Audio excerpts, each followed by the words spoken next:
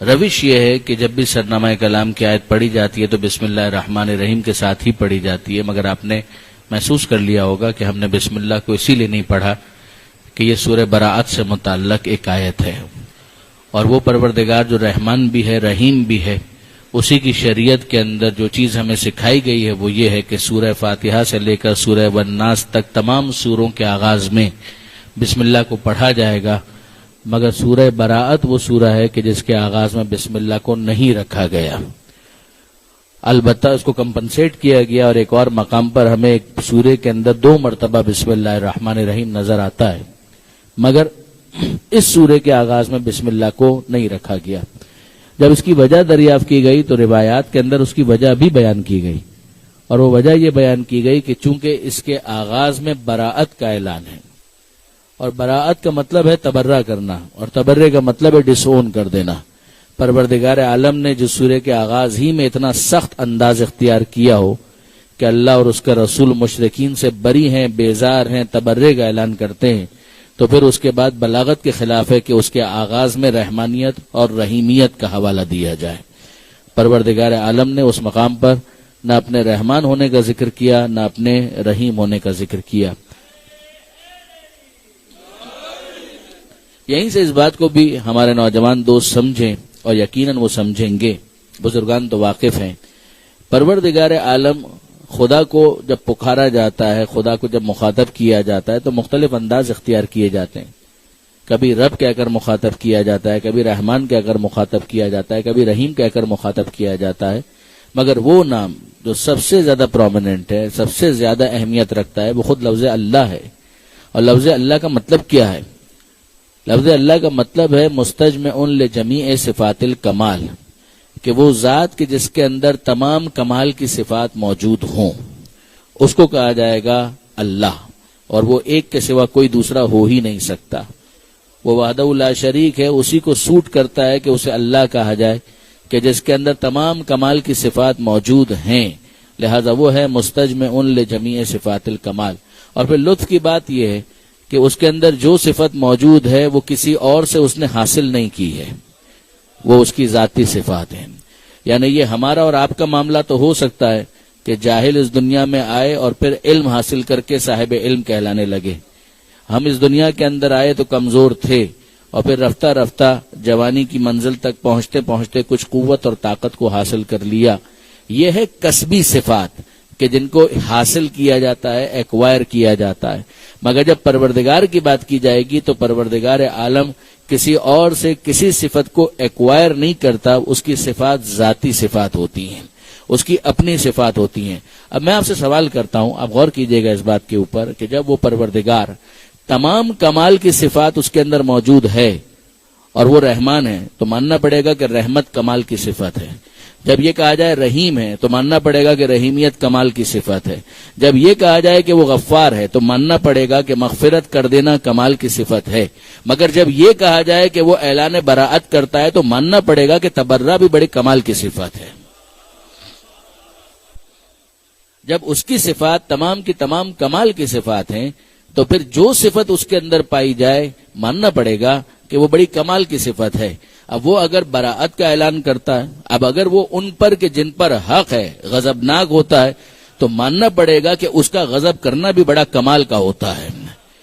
پروردگار عالم کی کوئی صفت کمال سے خالی نہیں ہے۔ اسی لیے دیکھیے برادران عزیز، بہت فرق ہے ان دو چیزوں کے درمیان۔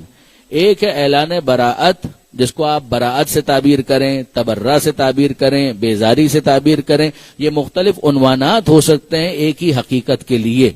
مگر برادران عزیز، غور طلب بات یہ ہے کہ پروردگار عالم جب براءت کر رہا ہے، تبرہ کر رہا ہے، بیزاری کا اعلان کر رہا ہے، بہت فرق ہے اس میں اور گالی دینے میں، زمین آسمان کا فرق ہے۔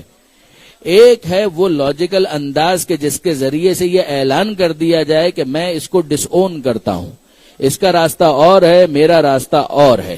یہ ڈس اون کرنے کا انداز تہذیب کے دائرے میں شائستگی کے ساتھ ہو تو اسے تبرہ کہا جاتا ہے، اور اگر تہذیب کے دائرے کو کراس کر کے انسان بےہودگی پر اتر آئے تو وہ گالی کہلاتا ہے، پھر وہ گالی والا معاملہ ہے۔ ہم اگر قرآن کو دیکھتے ہیں تو قرآن نے ہمیں شائستگی کا سبق دیا ہے۔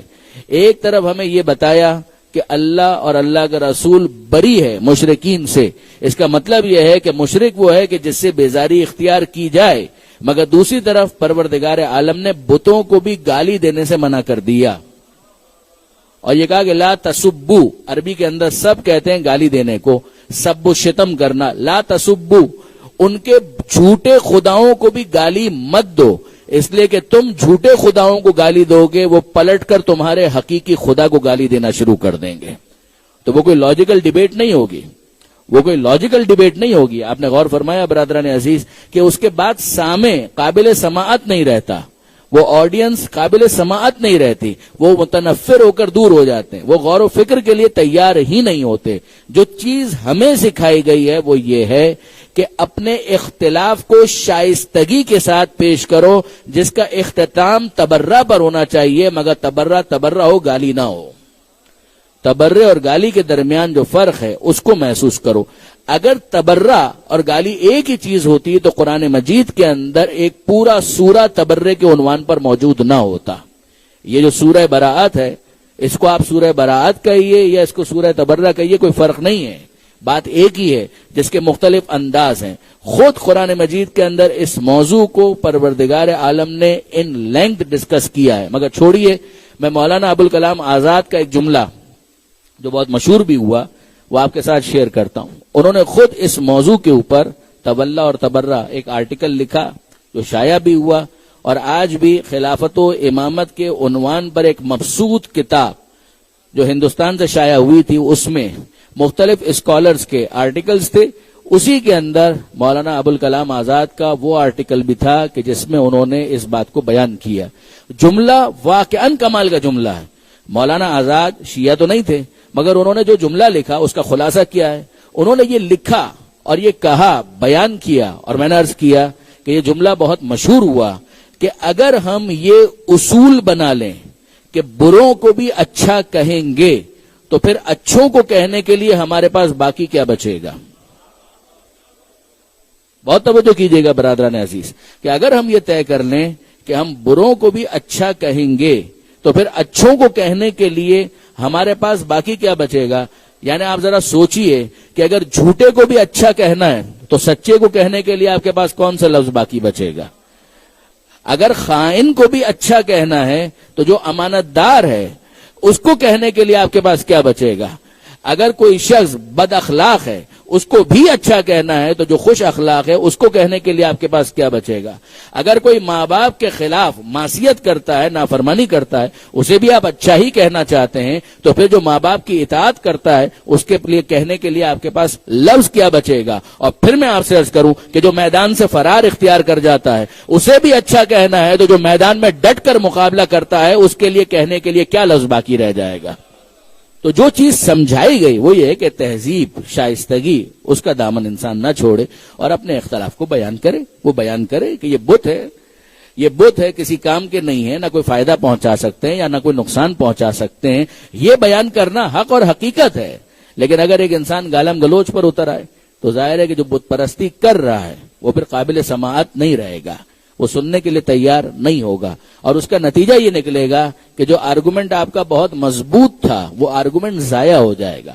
اسی لیے ہم دیکھتے ہیں کہ پروردگار عالم نے قرآن مجید کے اندر یہ سمجھایا کہ ادعو الی سبیل ربک، بلاؤ اپنے رب کے راستے کی طرف، بالحکمت، حکمت کے ساتھ، والموعظۃ الحسنہ، اچھے انداز سے نصیحت کے ذریعے، وجادلہم باللتی ہی احسن، اور جب ان سے جدال کرو، بحث کرو، تو بحث کا بھی مقصد جدال احسن ہو، کریکٹر ایسیسینیشن نہ ہو، کردار کشی نہ ہو، لیگ پولنگ نہ ہو۔ مقصد یہ ہو کہ حق اور حقیقت کو بیان کر دیا جائے اور پھر سننے والے کے ذوق پر چھوڑ دیا جائے، فہم پر چھوڑ دیا جائے۔ اگر ذوق سلیم ہے اور وہ شخص ذہین اور فہیم ہے تو خود اس حقیقت تک پہنچ جائے گا کہ حق کہاں پر ہے اور باطل کہاں پر ہے۔ درود بھیجیے محمد و آل محمد۔